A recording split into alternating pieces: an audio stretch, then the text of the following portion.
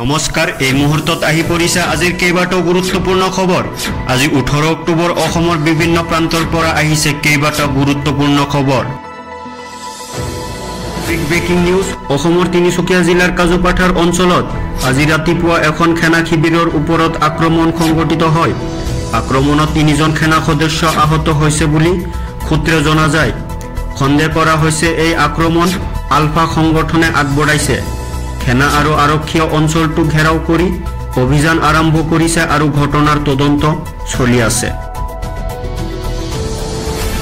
জুবিন গাৰ্গৰ ৰহস্যজনক মৃত্যুৰ ঘটনা আৰু বাক্সা জিলা কাৰাগাৰৰ সন্মুখত মঙ্গলবাৰে সংঘটিত হিংসাত্মক ঘটনাত সাংবাদিকৰ ওপৰত কৰা আক্ৰমণৰ প্ৰতিবাদ সাব্যস্ত কৰে ওদালগুৰি জিলা বাৰ্তাজীৱী সংঘই। সংঘই এই সন্দৰ্ভত জিলা উপায়ুক্তৰ জৰিয়তে ৰাজ্যৰ মুখ্যমন্ত্ৰীলৈ স্মাৰক পত্ৰ প্ৰেৰণ কৰে। গাৰ্গক শ্ৰদ্ধা নিবেদন কৰাৰ উদ্দেশ্য আগত ৰাখি অসমত উপস্থিত হৈছে কংগ্ৰেছৰ নেতা তথা সাংসদ ৰাহুল গান্ধী। ৰাহুল গান্ধীয়ে শুক্ৰবাৰে বৰঝাৰ বিমানবন্দৰত উপস্থিত হৈছে। পুনে পুনে ৰওনা হয় সোণাপুৰস্থিত জুবিন গাৰ্গৰ সমাধিক্ষেত্ৰলৈ। তাত তেওঁ জুবিন গাৰ্গৰ প্ৰতিচ্ছবিত পুষ্পাঞ্জলি অৰ্পণেৰে শ্ৰদ্ধা নিবেদন কৰে। লগতে এটি জুবিন গাৰ্গৰ প্ৰিয় গছ নাহৰ পুলি ৰোপণ কৰি শিল্পীগৰাকীলৈ প্ৰতিপাদ জনায়। কেন্দ্ৰ কৰি কংগ্ৰেছে প্ৰথমে যি সক্ৰিয়তা প্ৰদৰ্শন কৰিছিল সেই সক্ৰিয়তা যেন এতিয়া নাই। ন্যায় বিচাৰি ৰাজপথত সমদল উলিওৱা কংগ্ৰেছক মুখ্যমন্ত্ৰী ডক্টৰ হিমন্ত বিশ্ব শৰ্মাই সুযোগ পালে জুবিনক লৈ ৰাজনীতি কৰা বুলি সমালোচনা কৰি আহিছিল। আনকি জুবিন অনুৰাগীয়ে উদ্ভণ্ডালি কৰিলে তাৰ আঁৰত কংগ্ৰেছ আছে বুলি মুখ্যমন্ত্ৰীয়ে কটাক্ষ কৰিছিল। অপৰাধৰ হাব হিচাপে পৰিচিত মৰিগাঁও জিলাৰ লাহৰীঘাটত কেৰালা আৰক্ষীৰ অভিযানত গ্ৰেপ্তাৰ হয় কুখ্যাত চাইবাৰ অপৰাধী। কেৰালাৰ ফেডাৰেল বেংকৰ পৰা অসৎ উপায়েৰে লাহৰীঘাটৰ চাইবাৰ অপৰাধীয়ে হৰলুকি কৰিছিল বহু পৰিমাণৰ ধন। ফেডাৰেল বেংকৰ গোচৰৰ ভিত্তিত লাহৰীঘাটত উপস্থিত হৈ কেৰালা আৰক্ষীৰ এটি 3জনীয়া দল।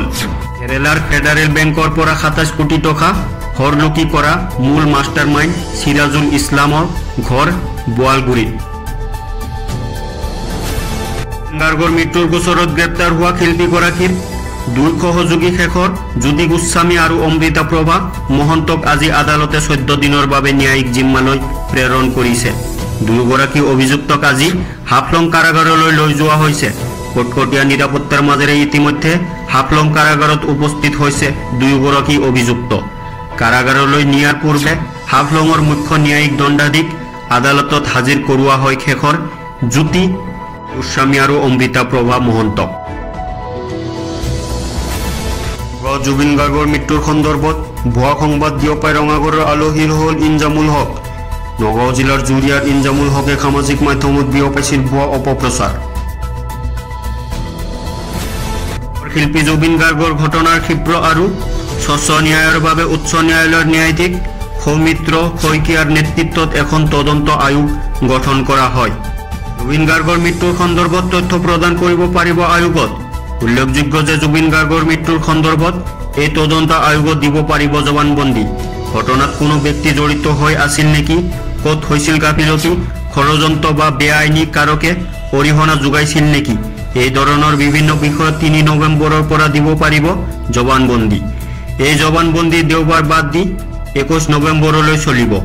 পুৱা 10:30 বজাৰ পৰা বিয়লি 4 বজালৈ হ'ব জবানবন্দী।